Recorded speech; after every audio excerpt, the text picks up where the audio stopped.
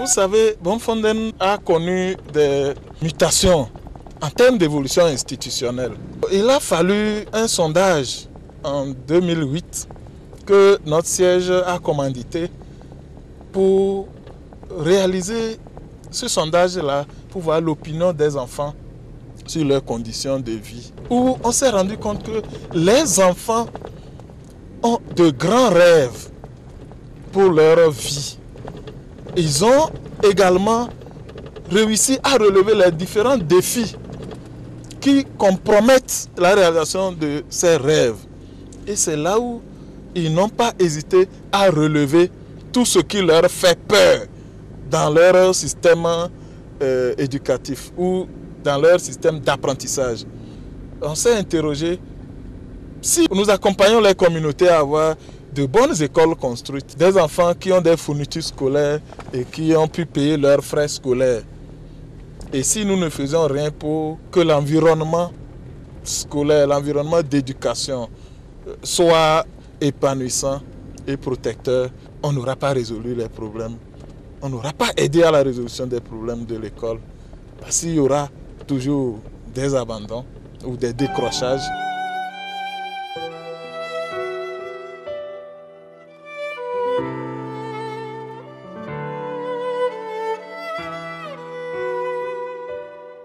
Pelle est une localité de la préfecture de Hao. Le projet Éduquer autrement 2 prend en compte les établissements de la région des plateaux dans le lycée Pelle.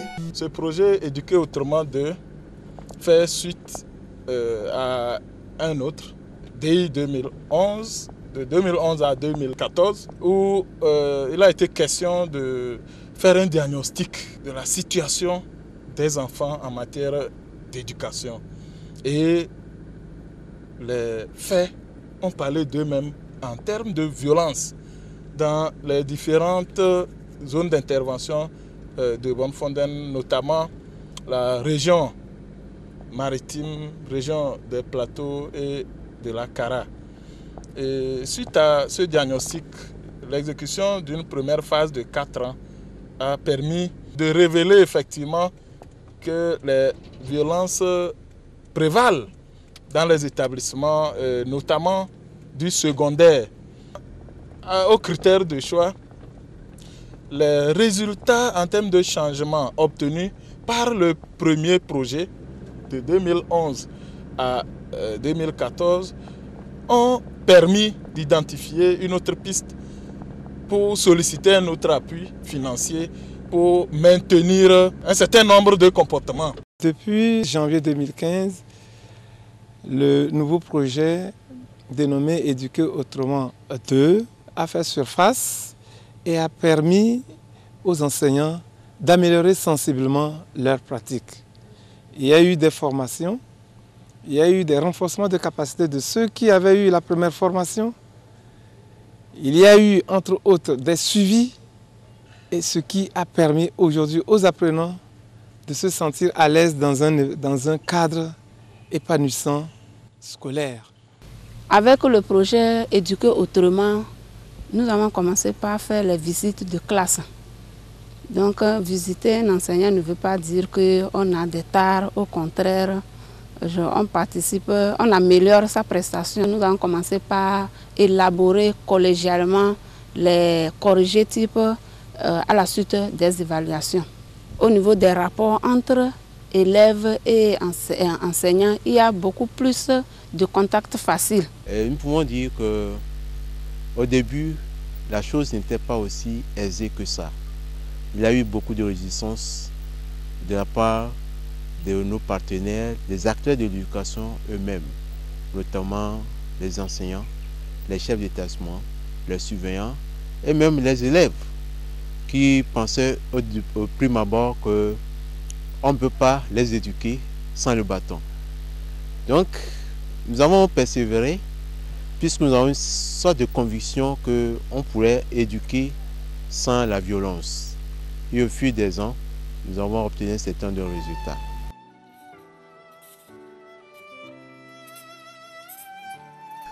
Le projet Éduquer autrement 2 a démarré ses activités sur le terrain Depuis 2015, dans 3 régions du Togo où les établissements du second et troisième degré ont révélé des insuffisances en termes d'éducation non violente après études sur le terrain. Après l'exécution du projet, l'heure est au bilan du projet au niveau des clubs, des enfants, des établissements couverts par le projet Éduquer autrement 2.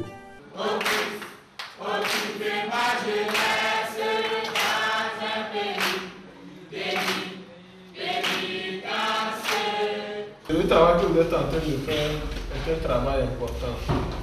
La situation avant le projet, les activités ou les actions menées durant la mise en œuvre du projet et les effets ou les changements que vous-même vous observez. Dans nos établissements, avant le projet, les cas de violence étaient persistants et il y avait la multiplication des violences comme les violences sexuelles, violences physiques et les violences morales. Donc c'est ces cas de violence qui se persistent. Et en ce cas aussi, il y avait l'utilisation des bâtons, ce qui empêche maintenant l'évolution des élèves dans nos établissements. Donc à l'arrivée du projet et par la multiplication des sensibilisations des pères éducateurs, ça a diminué un peu. Aujourd'hui, nous sommes en atelier avec tous les pères éducateurs de notre préfecture pour faire certains échanges. Ce travail consiste à revoir nos sensibilisations qu'on a faites depuis 2015 à 2017. Avant, quand on convoquait les parents pour arriver, pour faire des sensibilisations, la plupart des parents n'arrivaient pas. Maintenant, grâce à l'utilisation des visites à domicile avec les parents, et nous avons pu éclaircir ce qui est dû à la notion de la non-violence. Donc, ils ont pu avoir certaines notions sur l'importance de la non-violence dans la société.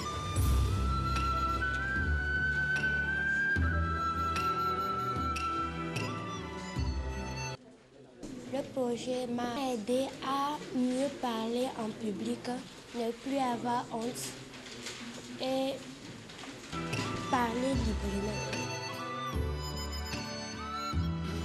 Exécuté par la Coalition nationale togolaise pour l'éducation pour tous et l'ONG Bonnefontaine, ce projet accueille les acteurs de l'éducation en vue de sa capitalisation à l'hôtel Le Berceau à Notier, dans la région des Plateaux. Nous nous sommes rencontrés pour faire un récapitulatif des retombées du projet Éduquer autrement qui éradique la violence en milieu scolaire. Donc, à travers ce projet, nous avons appris à remplacer les punitions par les sanctions. Et chaque établissement a sa spécificité. Donc, il s'agit de capitaliser les bonnes pratiques et de les partager, de les vulgariser pour voir ce que nous pouvons mutualiser ensemble pour la pérennisation de ce projet.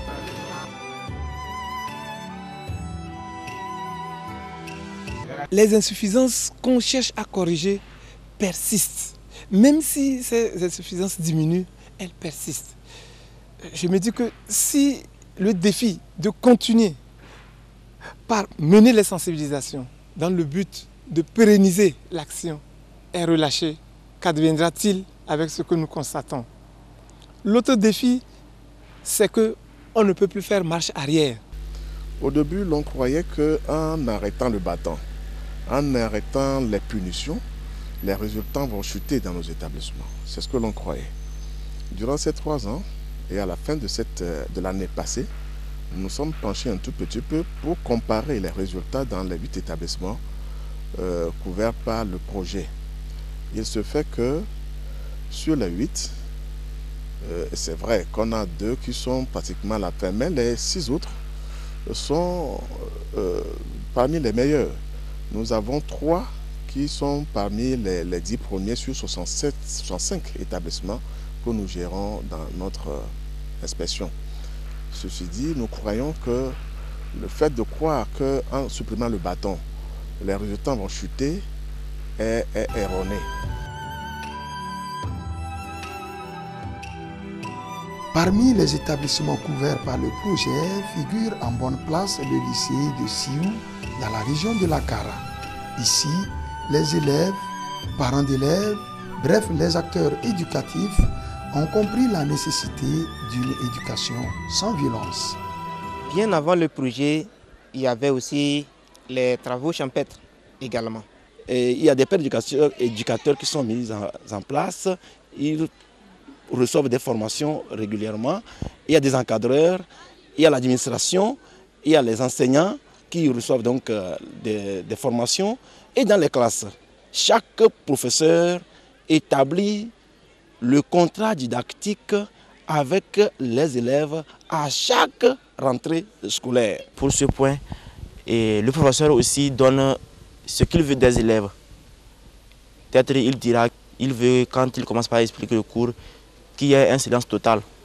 Donc ensemble, on prend des mesures qui nous favorisent, qui favorisent le déroulement du cours et de notre environnement dans la salle. Le contrat didactique permet donc aux enseignants et aux élèves effectivement, de savoir effectivement se conduire l'un envers l'autre et d'éviter donc de mettre trop les enfants dehors parce qu'il a posé tel acte. Quand l'enfant pose l'acte, on se réfère en même temps au contrat didactique. Les difficultés sont, nous avons les retards.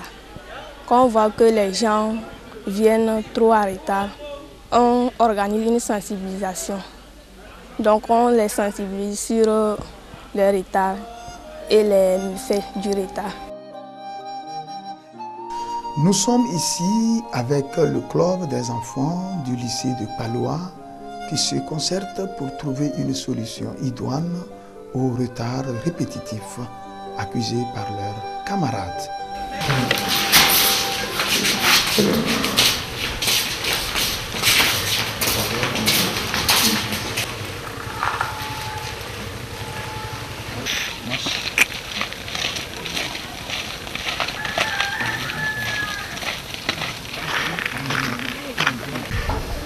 Avant de sensibiliser les parents, on fait un communiqué, on les prévient d'abord qu'on va venir.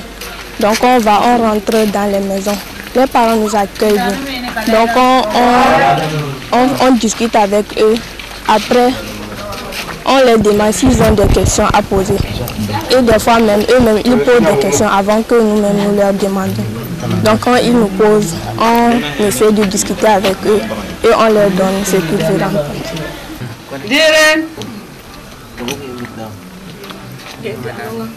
Sukun tebe kata tora tuturumba e jot le ara jorali ame tinyan tuturu maro de nya be pamen sa bonwe makunan ka ba ma arule ma wa ma min bajaman matamina akede bajama enne. Je suis l'unique fille et comme mes camarades sont venus voir mes parents et mes parents ont accepté de me diminuer les tâches. Donc je m'engage à être à l'heure à l'école. On a pu détecter les problèmes qui causaient le retard de notre camarade. Après notre discussion avec les parents, on est confiant que les parents vont diminuer de charge à leurs enfants pour qu'elles viennent maintenant à l'heure à l'école.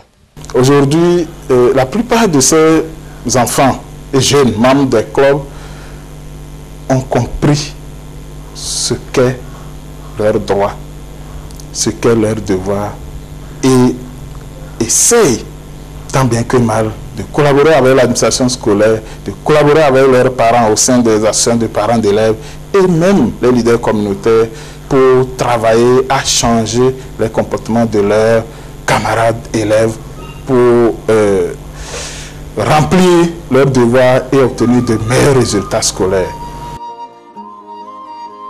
Pour plus d'efficacité du projet Éduquer autrement 2, les parents aussi se réunissent au sein d'un club pour débats réguliers en vue de trouver des meilleures pistes pouvant aider à conduire et éduquer leurs enfants selon l'esprit du projet. Les enfants étaient trop menacés. Ils abandonnent les classes parce qu'on les menace à la maison et aussi dans les écoles.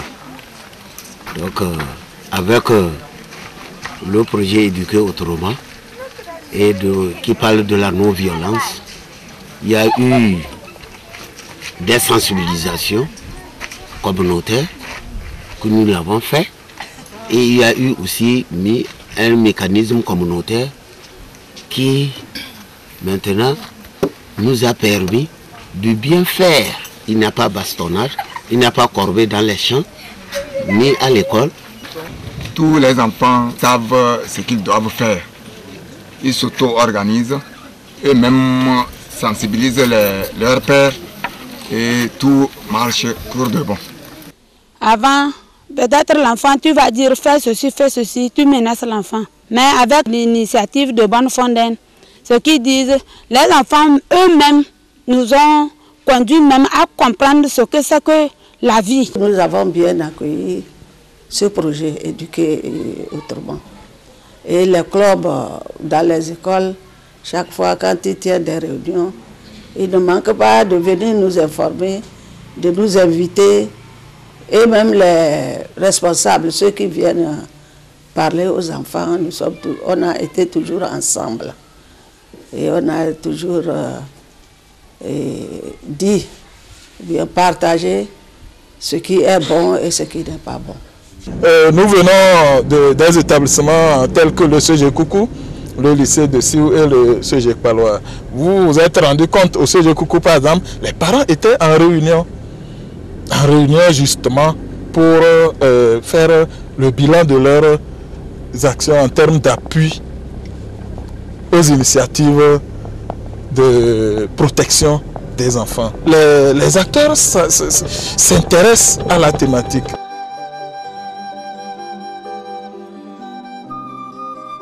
Bangéli, une localité de la préfecture de Bassar, dans la région de l'Akara. Ici, le projet Éduquer autrement 2 reste un projet révélateur dans cet établissement.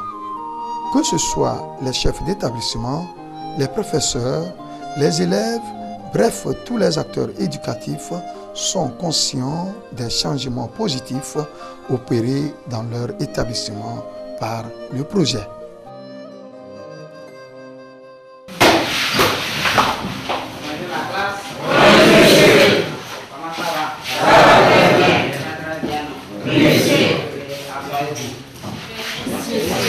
Comme d'habitude, nous allons procéder au contrôle.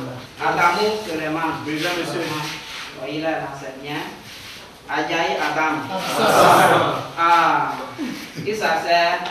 Derrière. Adjaï Adam. Il est absent. Il était là, non? Oui. Il était là hier. Qui connaît chez lui? Monsieur. Oui. Qui c'est vous? Il a quoi? Il est malade. Il est malade. Il souffre de quoi? Il a des maux de tête. Les maux de tête. Là, on lui souhaite une bonne guérison, n'est-ce pas? Il faut le dire que vous savez que l'absence à l'école n'est pas tolérée, n'est-ce pas? Oui. Donc, il doit remplir toutes les conditions de cette absence. Ça suppose quoi? Ça veut dire qu'il doit aller se faire signer sa carte pour venir présenter ça à la surveillance avant d'intégrer la salle. C'est comme que je vous ai donné. C'est toi, sujet. On est d'accord, non? Oui. Donc rapidement, je vais vérifier ça. Oui, c'est bon? Oui, c'est bon? Oui, votre exercice. Tu dis? Tu n'as pas fait. Ah, voilà, il nous a découragés. Oui. Alors que tout le monde a traité. Le fait de ne pas traiter les essais, vous dire que la raison c'est les activités champêtres à la maison. C'est la raison pour laquelle tu n'as pas pu traiter. Ok, assieds-toi.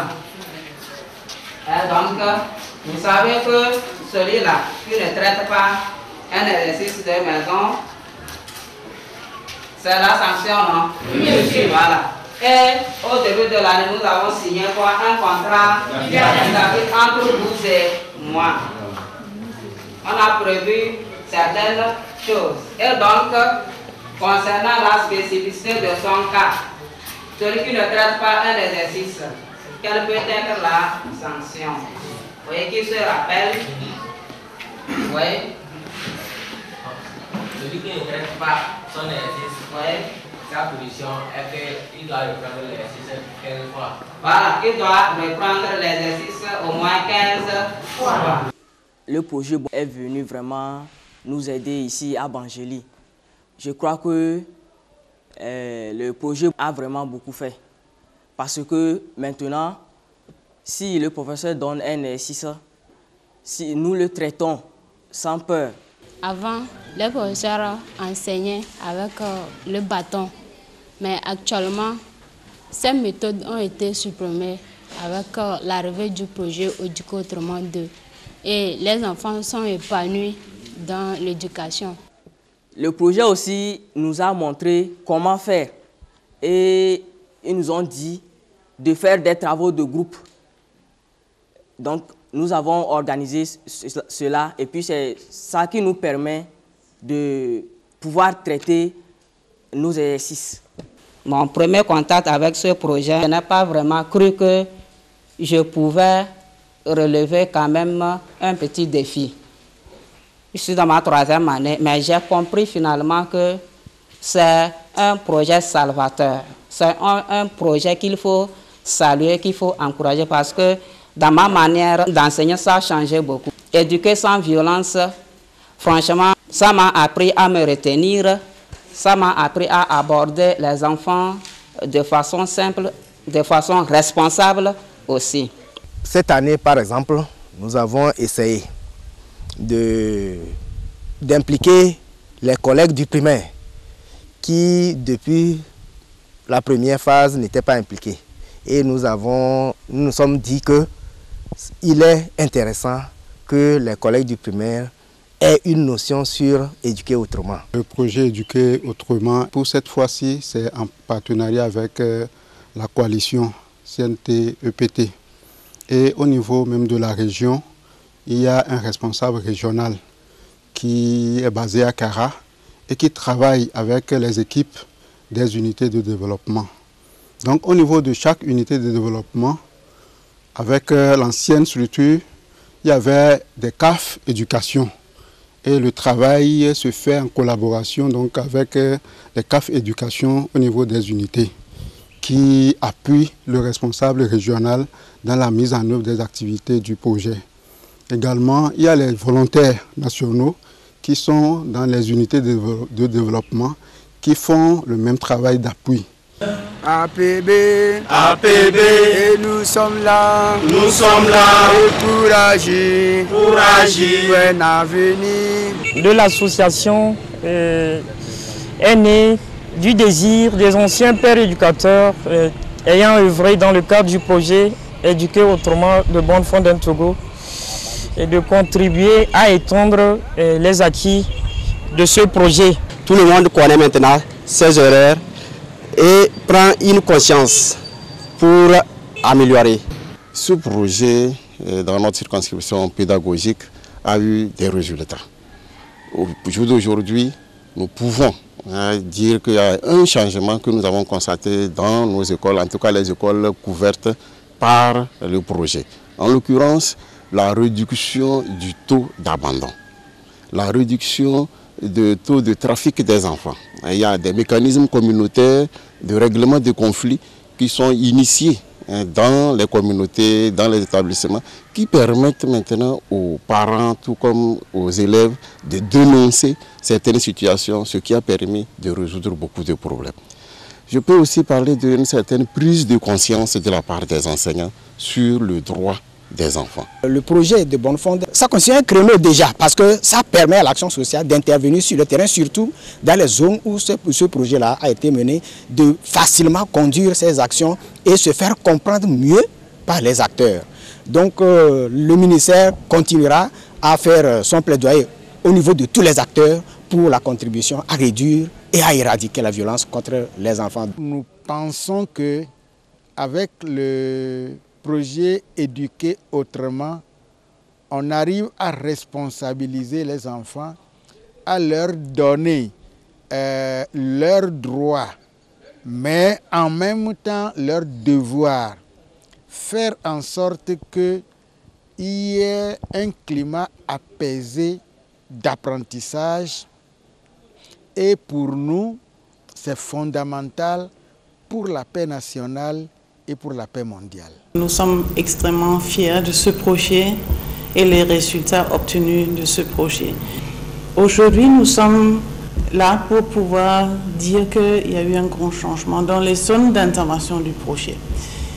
Nous avons vu et entendu que les enfants, les parents, les enseignants, les inspecteurs, les autorités locales, régionales et même nationales ont vu l'utilité d'éduquer autrement. Nous avons, avec une grande fierté, constaté qu'on a pu réussir à obtenir un module de formation en méthode alternative dans leur curriculum. C'est ce qu'on appelle unité d'enseignement.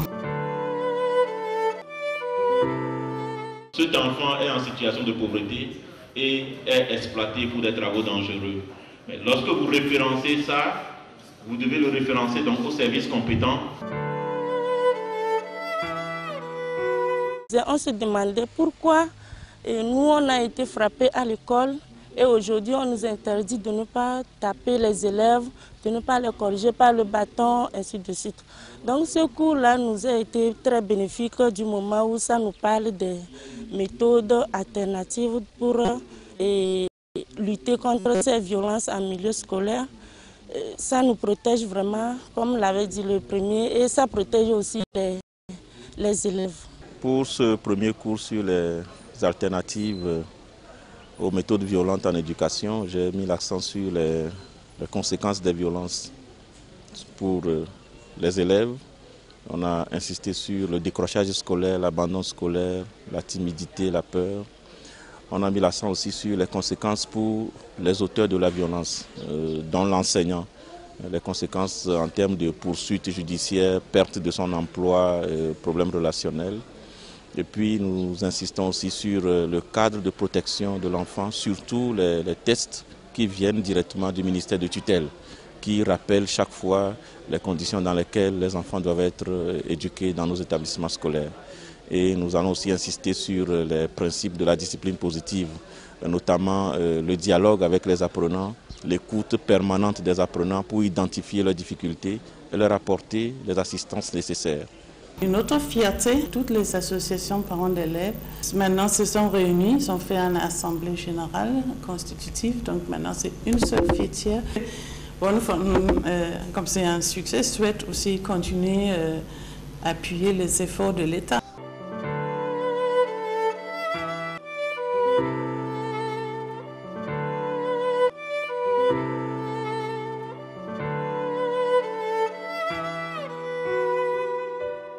Et nous avons réuni les inspecteurs de l'enseignement secondaire général autour des outils que nous avons eus avec une petite équipe soutenue par l'ONG Bonnefonden et la coalition nationale togolaise pour l'éducation pour tous.